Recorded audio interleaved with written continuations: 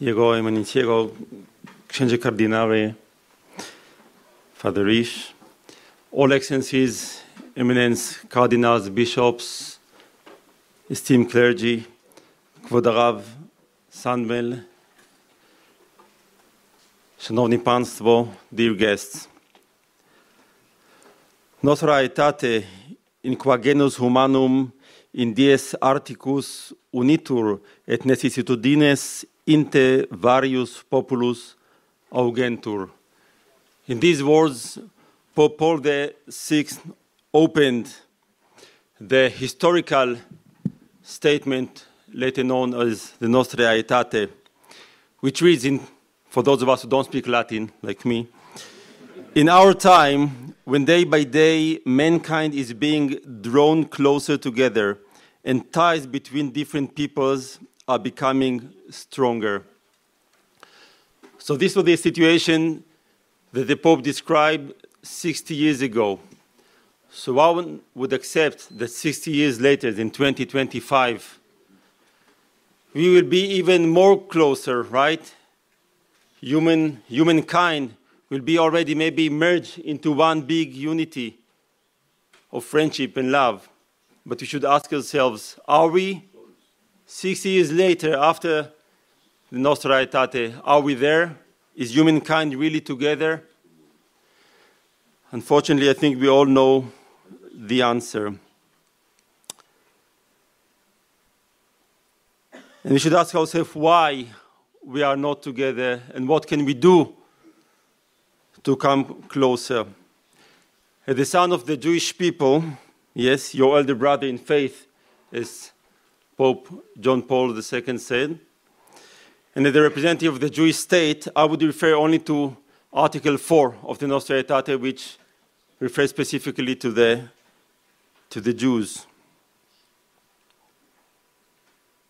And it says that the Church, mindful of the patrimony she shares with the Jews, decries hatred, persecution, displays of anti-Semitism directed against the Jews at any time by anyone. At any time by anyone. And again, my question is, ladies and gentlemen, distinguished clergy, are we there yet? 60 years later, after the Nostra Aetate, is there really no anti-Semitism against any Jew at any time by anyone? Again, we know the answer.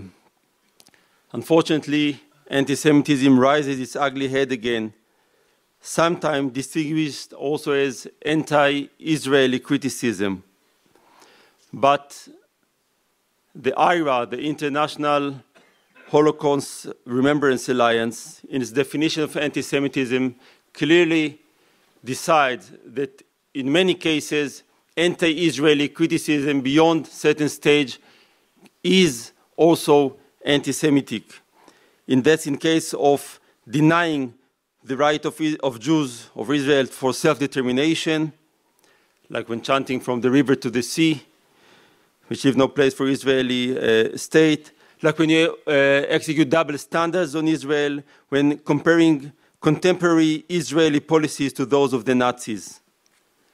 So anti-Semitism is very much here and very much allowed on social media, on the media, among us in various places. But I'm not saying it to despair you, not to accuse anyone. On the contrary, I'm saying that to show that we still have a great deal of job ahead of us together. The Nostra Aetate, the way I read it, is not just a statement. The Nostra Aetate is a call for action. And I think this is why the popes, following the Nostra Aetate, and established a commission for interreligious relations with the Jews, and they've issued the guidelines for how to implement the Nostra Aetate in 1974. And about a decade later, in 1985, the same committee also published its notes how to, what is the correct way, right, to present the Jewish faith in the teachings and in the sermons in the church. And actions, ladies and gentlemen, is what we need again now, 60 years after the Nostra Aetate. Not only in the Catholic Church, but in all religious authorities and by all state agents, and not only in Poland and not only in Rome. We need it all over the world. We need it also in the civil society, which is so influential today on social media and other channels. There is a very famous Israeli old sage. It was called Old Hillel HaZaken. In the Ethics of the Fathers, in Pirkei Avot, he says, "Lo alecha melacha ligmor, ve'ein ata ben chorin libatel mimena." You are not obligated to complete the work, but neither you are not free to abandon it. I'm saying it because I see a group of people here under the great initiative of His Excellency the Cardinal. All those who are involved, I commend you for taking this initiative because you are committed for action. You are committed to change the reality and to implement the will of the Church when it published Nostra Aetate 60 years ago. And I commend all of you who came from afar on this very cold day to sit and discuss and take part in this important discussion. And I hope that this conference will conclude with operative and practical decisions, both communal for congregations and personal. There's always something that we can do, that we must do, to make this world a better place for us and for our descendants, and to turn the reality that the Pope Paul VI talked about, yes, of unification of humanity, that it will be not only in their time, Eurum Aetate, but indeed today in our times, Nostra Aetate. Thank you and shalom. God bless.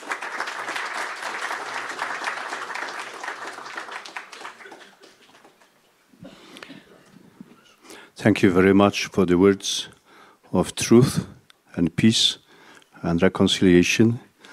We do not feel being accused at all.